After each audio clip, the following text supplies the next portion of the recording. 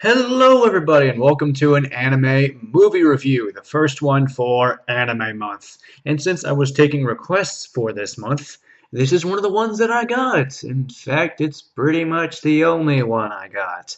But whatever. I am a fan of Studio Ghibli, but I haven't really talked about them much on my channel. But I will inform you that I've seen Spirited Away, Ponyo, My Neighbor Totoro, and Kiki's Delivery Service along with this one, and I love all of them.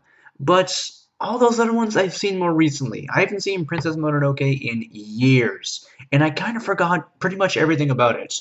So I don't really know what to re-expect, but I am definitely excited. Now, this will not be a play-by-play review like my other ones. No, it's straightforward, serious, no comedy. So, enough chatter, let's get started. During an ordinary day at Emishi Village, they are attacked by a horrible demonic boar. Before tragedy can befall anyone, however, the young prince Ashitaka strikes it down, but his arm is attacked by its tendrils. Before the boar dies, it curses Ashitaka, forcing him to go off and look for a cure in the West. He finds out that, despite the fact that this wound will slowly kill him, it grants him demonic powers. His travels lead him to Tatara, or the Iron Town, which is in the middle of a terrible conflict. Lady Eboshi is trying to destroy the forest and kill the gods, opposed by Princess Mononoke/San and the forest spirits. And in the center of it is Ashitaki. This is the classic tale of man versus nature, and although it can be overdone and tiresome many times, that's not what happened here because they did something different to what those other ones do. It shows the perspective of people from both sides, which is very nice to see. There was plenty of atmosphere and lore that helped flesh this world out and make it interesting. It's definitely a beautifully crafted tale, in my opinion. The movie focuses particularly on three main characters: Ashitaka, Lady Eboshi, and Princess San, as the majority of the conflict is between these three. And I think all three of these characters are pretty great.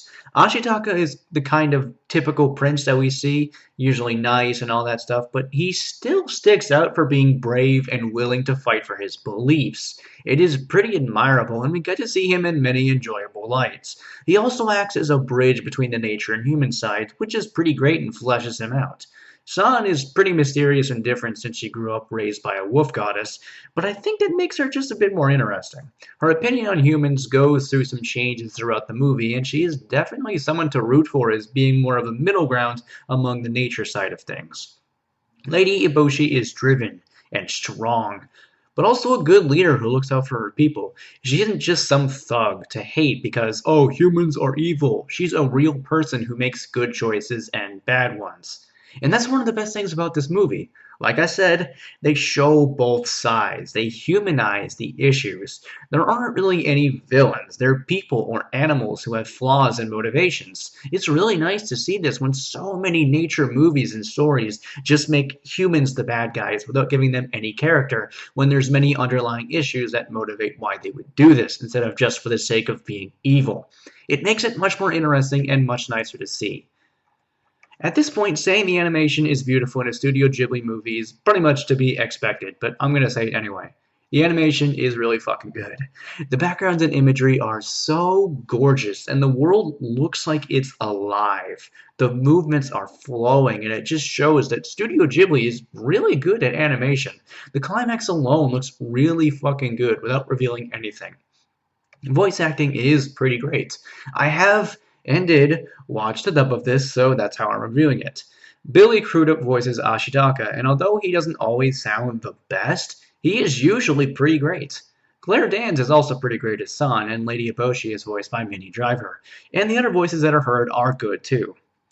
Overall, I can see why this movie is loved by so many. It is definitely a pretty adult film, with some really intense imagery. But I still, however, wouldn't say this is my favorite Studio Ghibli movie. Yeah, there's a lot of contests among many people which their favorite is, and pretty much all of them are contestants. But for me, it's still kind of Spirited Away. But this movie is still fantastic, having many great themes and visuals and characters to flesh it out into a wonderful experience. Princess Mononoke gets a 9 out of 10. So if you guys enjoyed this video, please go ahead and make sure to rate, comment, and subscribe. Tell me what you think of Princess Mononoke. I want to know because Anime Month is not just about my opinions, but it's also about yours, as you'll hear a lot. I'm going to say that a lot. Check out my other videos. Also make sure to check out my supporters, all that great stuff, and I will see you guys next time. Peace out.